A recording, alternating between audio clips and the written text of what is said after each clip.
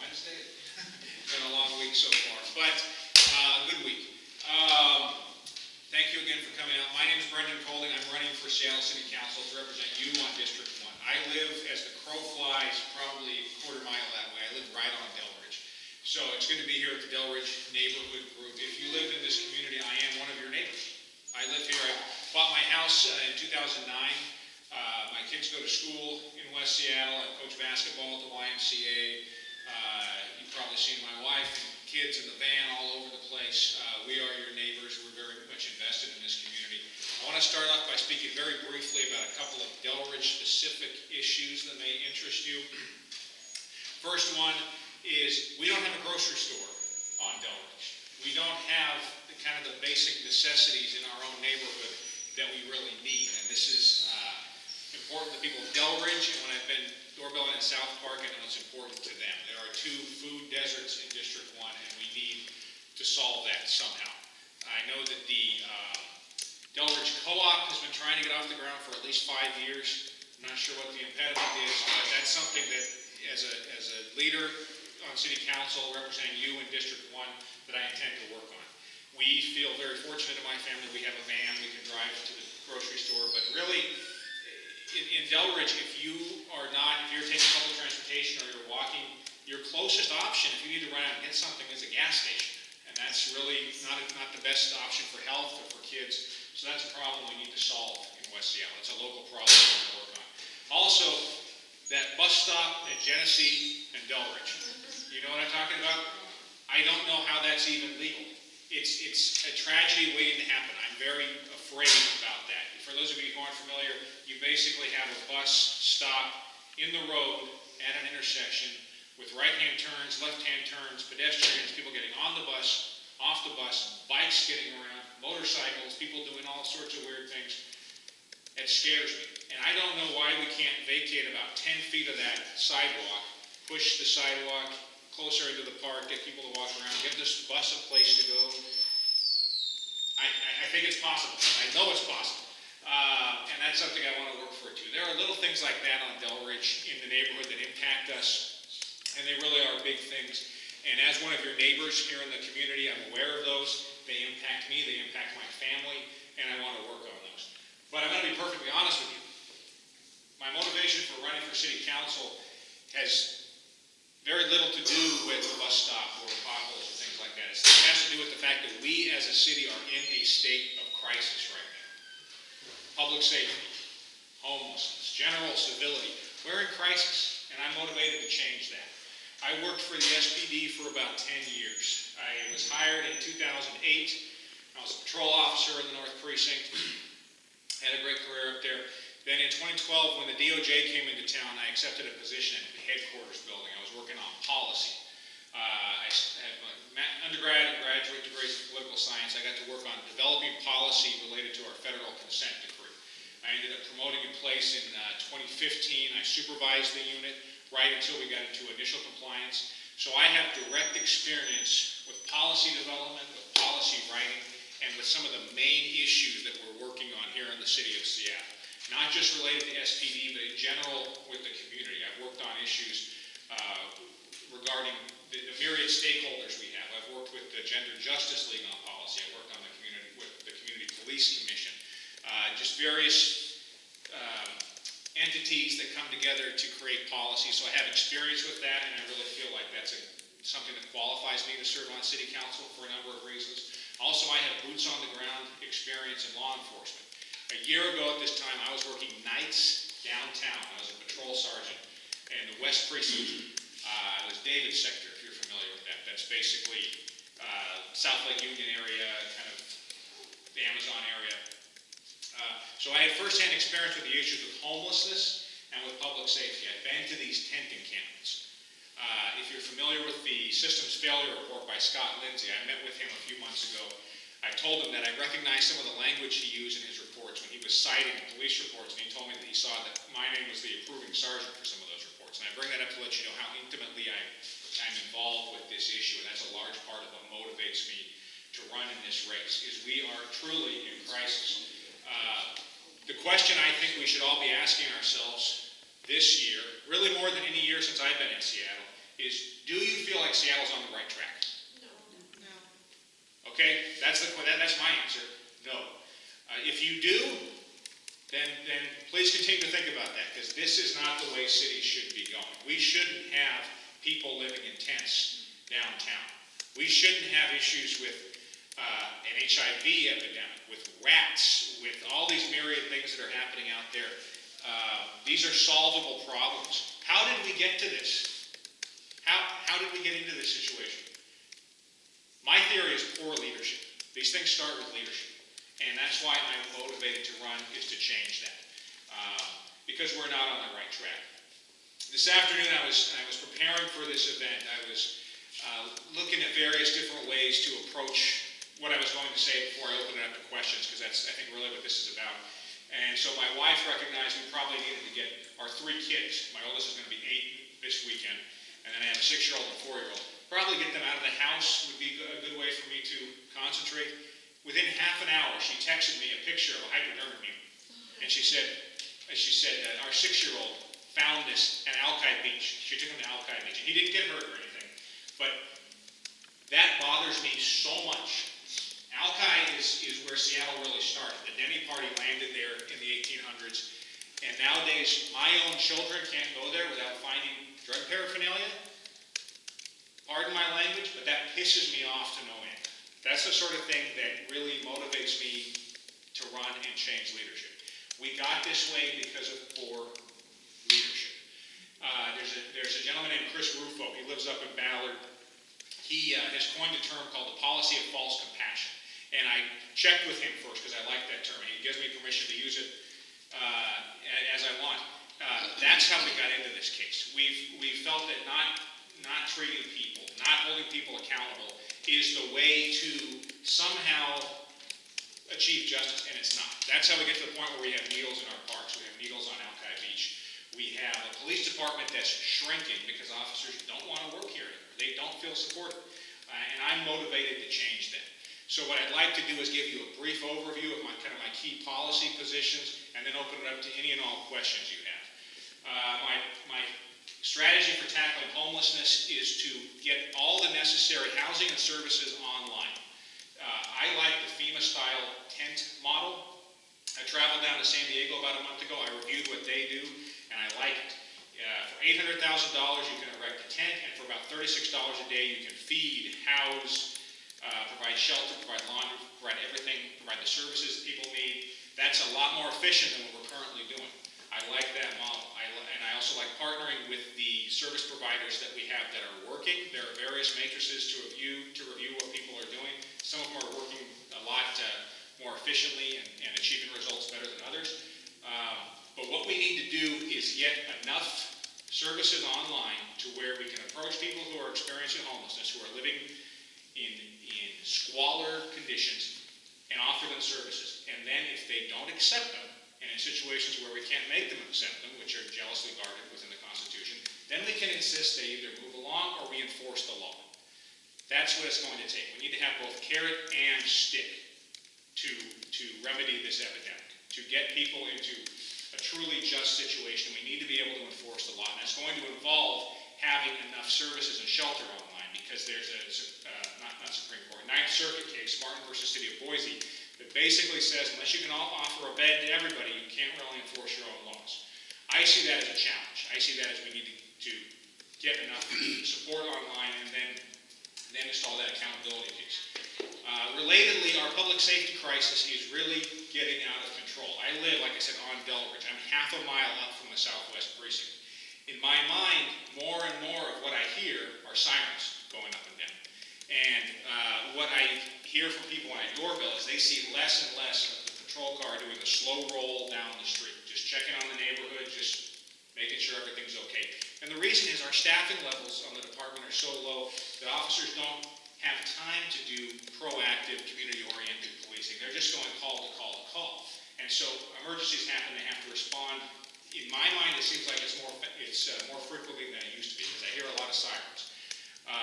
The solution to that is to have a city council that supports our police department, that doesn't call officers murderers, that doesn't take 4 years to approve their contract, doesn't demonize them, that doesn't want them to stand down, but that supports them, and that makes it feel like Seattle's a place that's worth putting yourself at risk to be a police officer. I've been on local news, I've been on the radio, you Google my name and see various platforms where I've expressed my views on this topic. This is very important to me, not only as a former officer, but as a member of the community. That we need this to be a place where we can have appropriate staffing for our police department.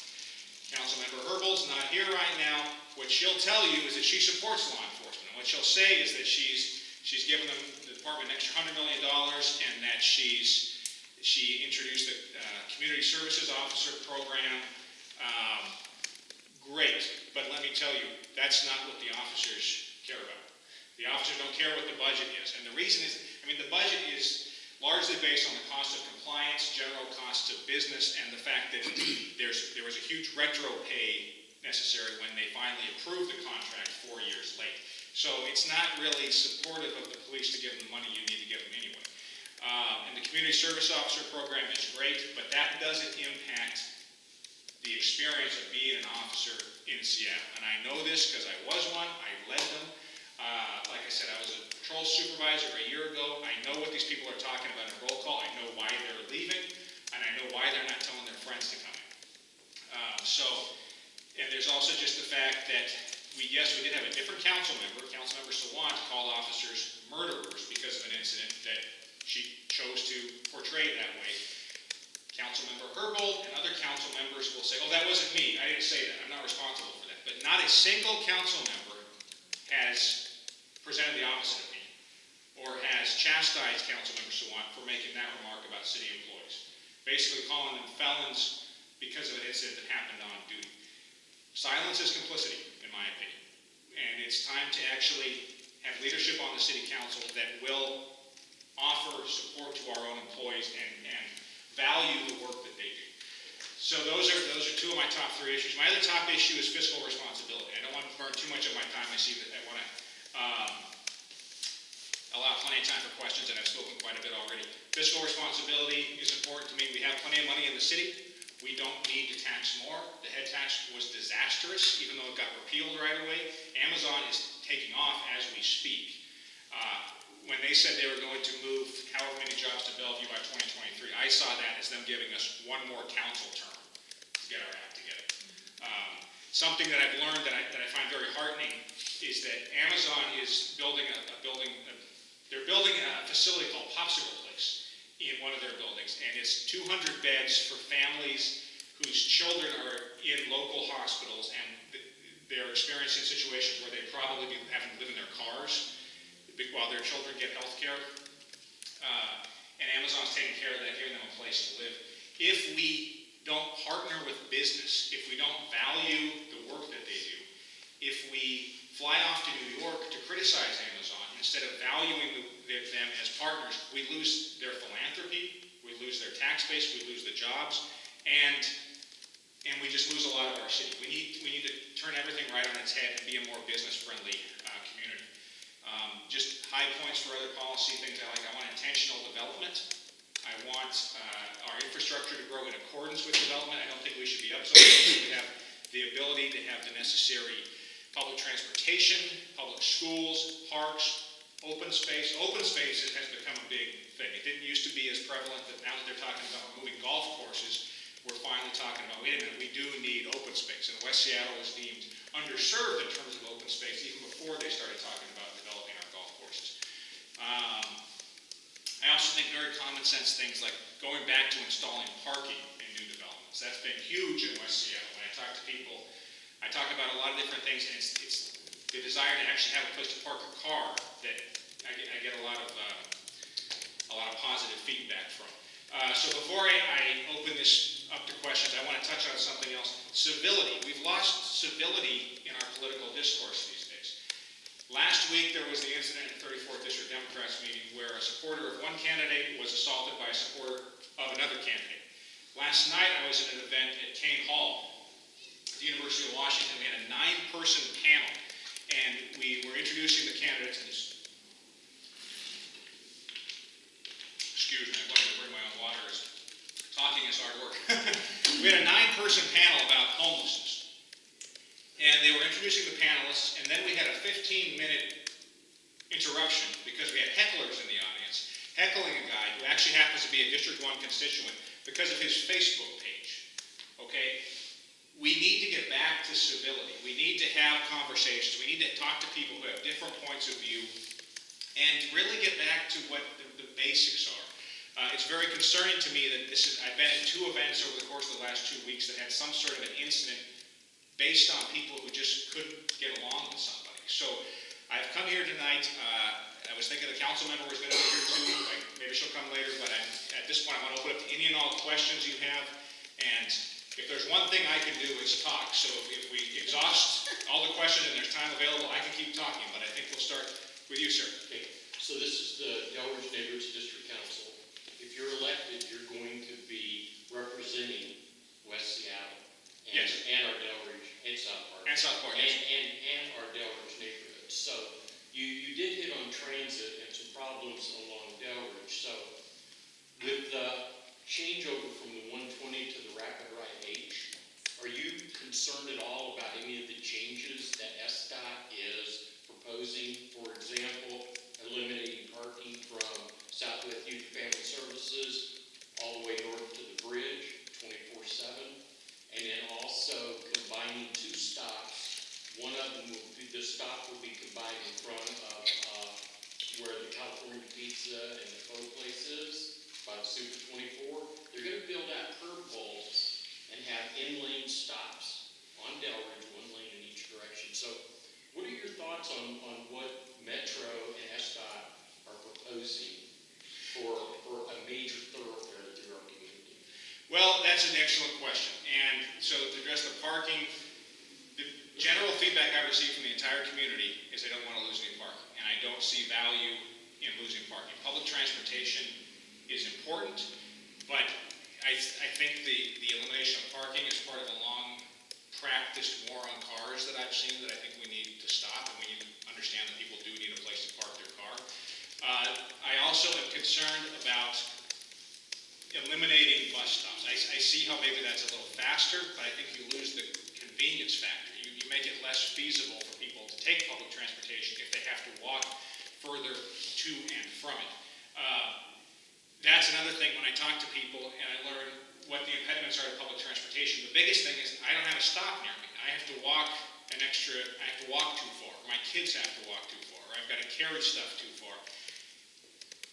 A lot of our issues, I think, just have to do with not applying that common sense as to what really impacts people. And it could be something as walking an extra 2 blocks to your bus stop that makes a big difference to you as a resident. It could be something as not having a place to park when you need to get something and you've got your kids and you can't really take the bus to do that. It makes our community less livable to do things like that. I personally would rather have my bus commute take a little longer because we have more stops to make than have anyone have to walk too far to get there. So if I responded to your question, basically, yes, I do have concerns about generally the way we're going with our parking and our public transportation accessibility to people. I think it's going the wrong way in that respect. Staying on the topic of transportation, how do you see the options of, I believe there's 3 on ST3 and the tunnel, the 157-foot towers. Do you have a feel for how that's going to go? I understand that the tunnel becomes less of an option or because of affordability. I hear numbers, $800 million or something like that.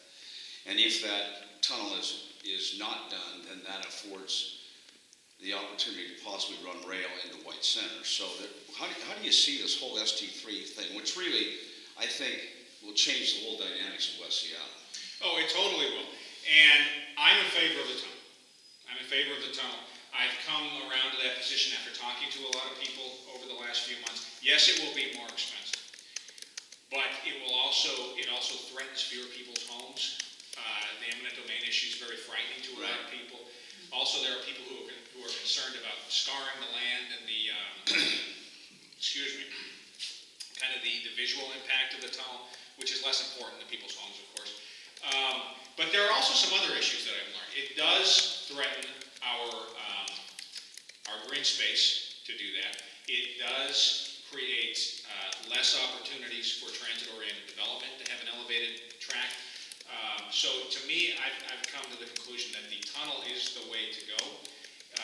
But yes, it is more expensive. So how do we pay for it? Well, I don't know how we pay for it. I haven't heard of anyone who knows a solution to how to pay for that, other than that we need to somehow find the money, because this is a once-in-a-lifetime opportunity to get it right and set this up for our children's children's children to enjoy a tunnel. But I would say that, one of your biggest challenges is, the city faces, it has, I'm a born and raised West Seattleite, okay?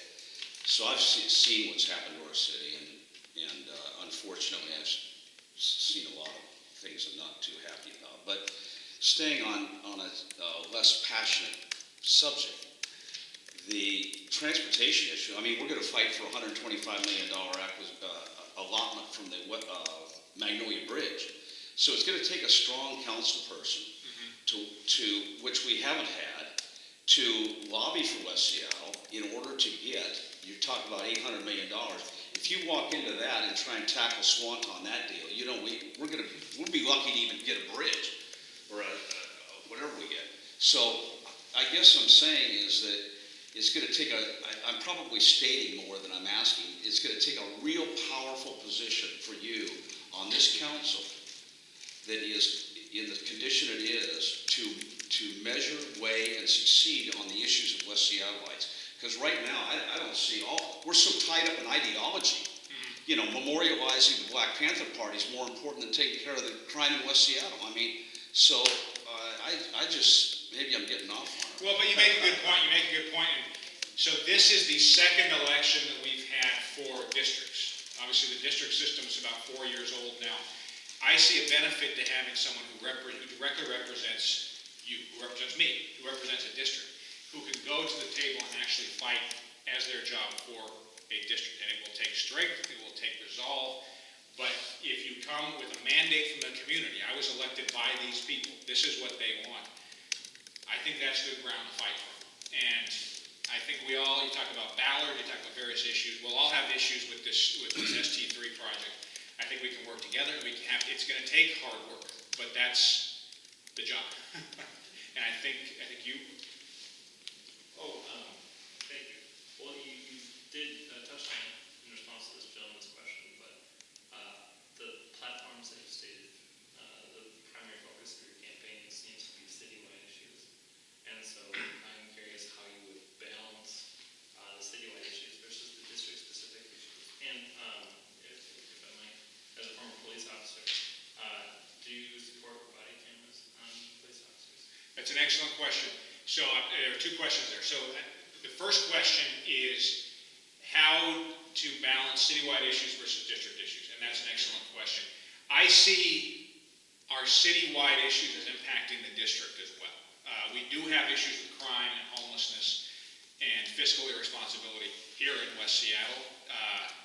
There is crime, there is the homelessness presence here. It's not as prevalent as it is downtown, but it does impact us. And also, many people from West Seattle commute downtown, or for work, or they go there to recreate, or what have you. So I do believe the homelessness issue and the public safety issue does impact District 1 as well. And you talk about police staffing. Southwest Precinct is West Seattle and South Park.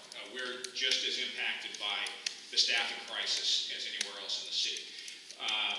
So I do see my top issues, the things that primarily motivated me to run, which I'm honest about, as impacting West Seattle too. I think that, but it is important, like I said at the beginning, we need to focus on not only ST3, but Delridge and Genesee, with getting a grocery store here, with the various issues that impact people directly. So what I do when I doorbell, I go out, the first question I ask is, what are your top 3 issues? And some of them want, higher level citywide things, homelessness, public safety. Some people it is a grocery store. It is a pothole. It is a stop sign they want to see. So there is space within a city council member's office and their agenda to advocate for both. You've got to be advocating for your community. You can't lose sight of fixing the potholes and city lights and advocating for your community. But you've also got to not let us get back into a state of crisis. You've got to fix the big problems because they do impact the entire community.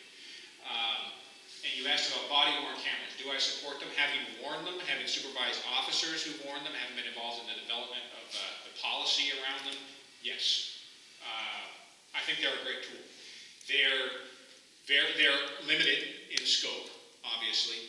Like any piece of evidence that we can introduce into police work, there's no panacea. There's nothing perfect, but it's there. And it provides another set of eyes. It does present some interesting civil liberties questions, though. As we talk about the policy, we talk about entering people's homes, and on the back end dealing with public disclosure, and how there's really no easy answer to a lot of these things, but they've been wrestling with it for so long that I think we're in a pretty good spot. I always wore one when I was in patrol, and we had them. Even if they weren't required, I would have still wanted to have one. It's a good thing, I believe. Yes, sir. So John Reardon, I've been in Seattle since 1981. I have a car, I have a driveway. I worked for Metro Transit for 30 years. But when I hear people talking about transportation and parking, my preferred solution to these things is to be able to walk to where I need to go. And I don't see anybody, somehow urban planning has become a unused concept. I just don't see it happening in the city, any urban planning whatsoever. And that bothers me. I would like to be able to, I like that I can walk to the library, but not many people do. It's not a high density neighborhood.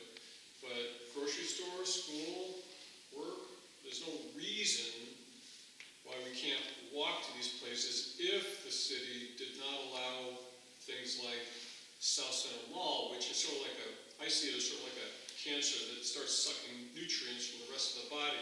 They rebuilt the whole 405 I-5 interchange just to serve that place, but you have to drive there, and the parking covers acres and acres and acres, and it's not convenient to anyone. So, I don't see why we don't focus on just trying to make the city more livable in the sense of making it easier to live here. I agree. I think it's great. When I first moved to Seattle, I had an apartment on Lower Queen Anne for what seemed cheap at the time. I enjoyed walking to get my groceries. I didn't own a car until I had been here for 3 years. It was feasible for me to walk to where I needed to go, walk to the bus stop, get around that way. And I'll be honest, I can't do anything about South Center Mall. It's there. We had to go there yesterday. But I do support intentional development where we have an eye for at least things like transit-oriented development. If we're going to upzone, putting new apartments in places where people can walk to their commute to get to work and then come home. And hopefully you have things like grocery stores nearby, so you don't have to walk to a gas station. So I guess I support that practice. Thank you. Of course. Yes, sir. If you had your pick, and you could pick any three, what three committees? Okay. What three committees would you like to sit on as our District 1 councilman? I appreciate that. So there's the GESECNA, the Gender Equity Safe Communities and New Americans Committee, which is where public safety is housed now. I think I have a lot to offer to that community. There's also the budget community, which I'd like to be involved with. I'd like to learn more. I'd like to try to institute more transparency into that. I just really think that there's a lot of good that can be done by just having a fresh set of eyes. And that's then you only offer three. So there are other committees I'm interested in, and this has been something that's come up on surveys before. And I think the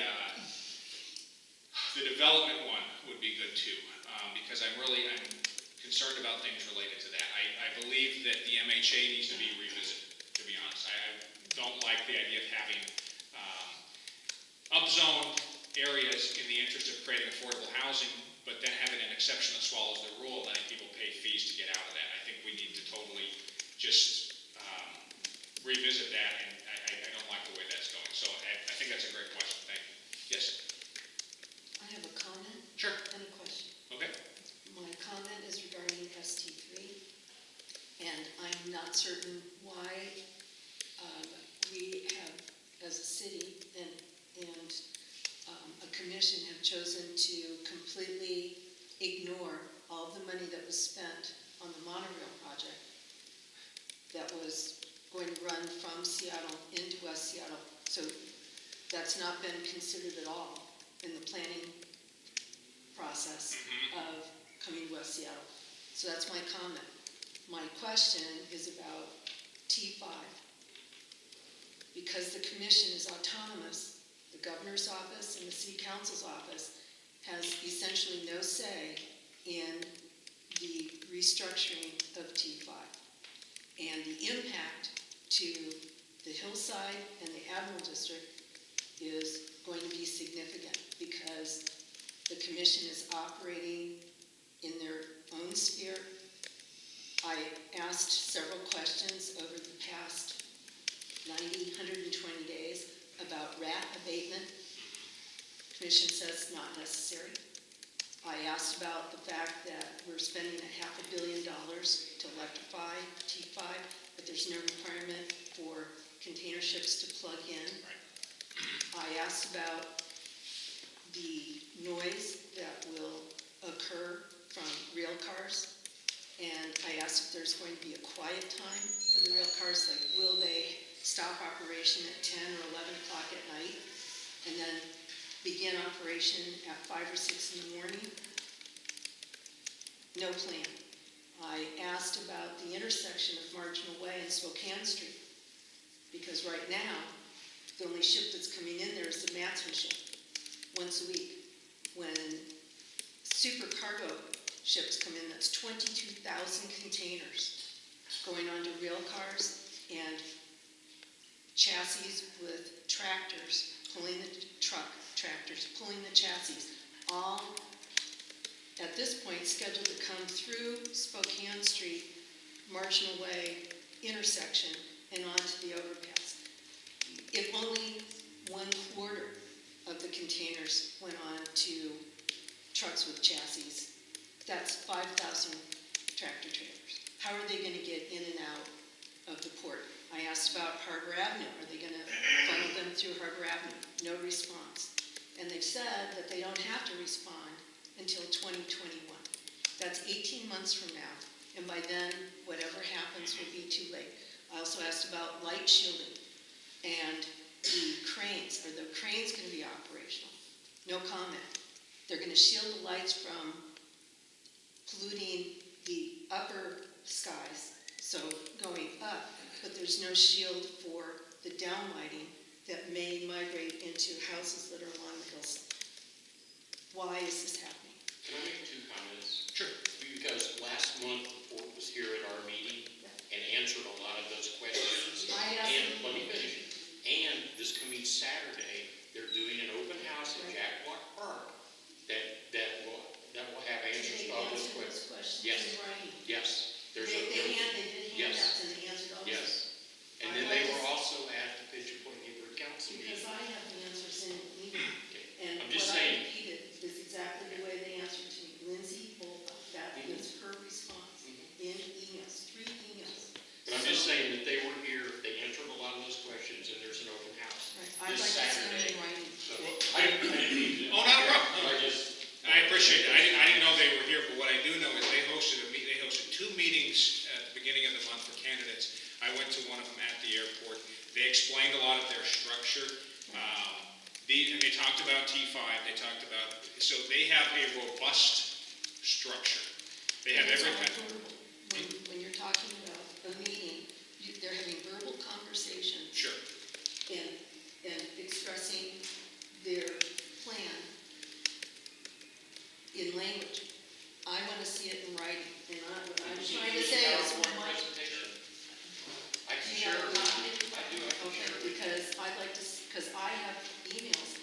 that's not what the emails say. Well, and as a representative from District 1, I think it's important to be involved with the port. They have indicated they're interested in being involved with various local government entities, so that's something I would pursue as a council member. Receive feedback from the community, what your concerns are, everything from the lighting to the trucks, all that. Rats, everything. So that's part of what a council member does. Well, what she's saying is, it sounds to me, it's the second largest, if not first largest, thing that's going to impact West Seattle. Now you got ST3 and T5. I mean, I hear what you're saying, is that she's saying that as a council person, we expect definition, not meetings and, you know, hyperboles of what's going to happen and all this. What is the actual facts? And I guess when you say we go to Jack Block Park, I think what she's saying is, fine, go to the park, but what's going to happen? I think that there's a little bit more urgency than that. You know, that's just I don't know enough about. I'm listening. It's completely outside the jurisdiction of the city council. It is outside, but a council member. I understand that, but and the port district, who was our port director for 13 years, torched the port district and the SeaTac airport. So now we've got another situation brewing right in our backyard. We got a new commissioner that we elected that does not have the background, but that's fine. He got elected, and I'm good. I'm supportive of it. What she's saying is this is a big issue. Granted, he doesn't have direct control, but as our council person, we got one person to go to. Because she says, you go to the port, you go nowhere. That's right. And I also want to add that I have been to the governor's office. I've been to the person who represents the governor for transportation. He said that the governor stated to him that the port commission is autonomous, and therefore the governor cannot comment or take a position on what the port is doing. And I'm thinking, my thought is this not part of the state of Washington? Is this not ownership of the citizens of the state of Washington, the citizens of the city of Seattle? And how can the Port Commission operate autonomously with no oversight from the city council or the governor's office? Well, so they are a unique, I think it's called a special entity. They're like a city or a university or a county, and that it kind of ends at the top there. But they're elected. They're elected, yes. So they have their commission. They're not autonomous. Well, maybe we're going a little off track. I think so. I guess my final my way of tying that up is the way I understand the port is they're an entity that is accountable to the citizens through their commission, through their legislative body as it is. But as the city council member in District 1, I think it's well within my right to connect with them, to try to engage with them, and to provide my constituents feedback to them. And they've indicated that they are welcoming of that from a meeting I was in just a few weeks ago with them. So what was your question, please? Well, mine is switching away from the port. I understand you come in with a very strong focus on the homelessness. You have an interest in serving on that committee. What we watch is council members who watch the other committees and they just accept what they do. And they may not be in the best interest of District 1. So my two-part question is, what is your plan to get up to speed on all the things that affect the city? It is just like a fire hose, and you got to be an expert on everything pretty dang quick. What are your specific steps to be ready to represent us as fast as you can instead of us losing a year while you figure Well, that's a great question. I don't want us to lose a year. I don't want us to even lose a day. I need to become immersed in these issues. I need to hire the right staff. I need the right people around me. I think that's the reason you have a staff. You need to make sure you get the right people.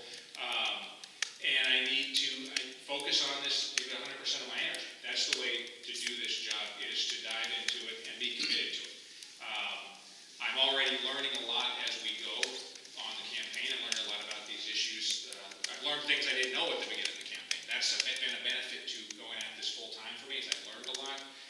Yes, it is drinking out of a fire hose, but you get staff, you go to meetings, Have you been attending the council meetings and watching the topics and starting to gear up, because those are the same topics you'll I haven't been attending them. I've been watching them online as much as I can, but I haven't gotten downtown to go to those, no. But I'm trying to, and I have been to them before. And I know the experience a little bit, but Yes, We have, just to interrupt briefly, we have time for one more quick question. sure. Oh, okay. Kind of in that, you were bringing up the Harbor Avenue area. You know, I might make a statement, but in my opinion, it walks like a duck, it talks like a duck. Homelessness is rooted in drug addiction and mental illness. Granted, the silos that we have of people that are in trouble, we need to help. You know, single mothers with children living in vehicles, I got all that. I talked to the Seattle police, and from Salties all the way back, they indicate they have no jurisdiction. As of this weekend, there were 22 motorhomes down there. With, sewage pumping out into the gutter. Now, let's just say that that's not easily fixed. The issue is broader, but couldn't there be an ordinance that would be addressed by the council to say that the parking, along Alki, you can't do it, right? But from Salties all the way back, you can park a motorhome and pour the sewage all over the ground and all that. Why can't we just have a council person who would come to that issue and address it in favor of the community? That's what I intend to be. Some of us, we do have ordinances on the books that we're not enforcing for a variety of reasons. I think it's about getting back to being able to offer people a better alternative and then enforce the law. This issue with refuse pumping out of motorhomes, that is a public health issue. That's illegal for a reason, but we're not providing anything else for these people, so it's going to take political will, it's going to take a lot of energy, but the current situation, it's only getting worse is what I find frustrating. The current situation isn't sustainable, it's not tenable, and there isn't a political will to do anything about it. So that's your whole premise as you open and you're closing is on safety, security, and accountability. All right? And those three issues, Brendan, we're counting on you. Because this city, in my opinion, and I'm born and raised here, graduate of the University of Washington, and a retired executive of a Fortune 100 company, so I got a little bit of experience. My home's been burglarized twice. I've had my car stolen by a guy who was arrested 17 times under the catch and release policy, never convicted. And I think you can sense I got a little passion. I'm fed up with it. And I think our council currently has got our city on the brink of anarchy, literally on the brink of anarchy, meaning that anarchy is predicated on a lawless society. And what you stated about the Seattle Police Department and what's going on in the county, I heard there were 251 agencies. Did you have a question? Drawing money. Okay, I do. I'm done. I got a statement. But we're counting on you. I appreciate it. Thank you. Brendan, any closing comments? I would like to thank you all for coming. I have buttons and I also have business cards in the back. The business cards have my email, they have my website, they have Facebook, they have everything on it. If you have any questions, comments, concerns, you can reach out to me. You'll find I'm actually very responsive. Like I said, I'm doing this because I care. No other reason than that I care. I appreciate everyone who came out tonight. I know it can be difficult to get away from home at this hour. But I'm putting my all in for this. I appreciate your time. And just let me know if there's anything I can do. Thank you so much.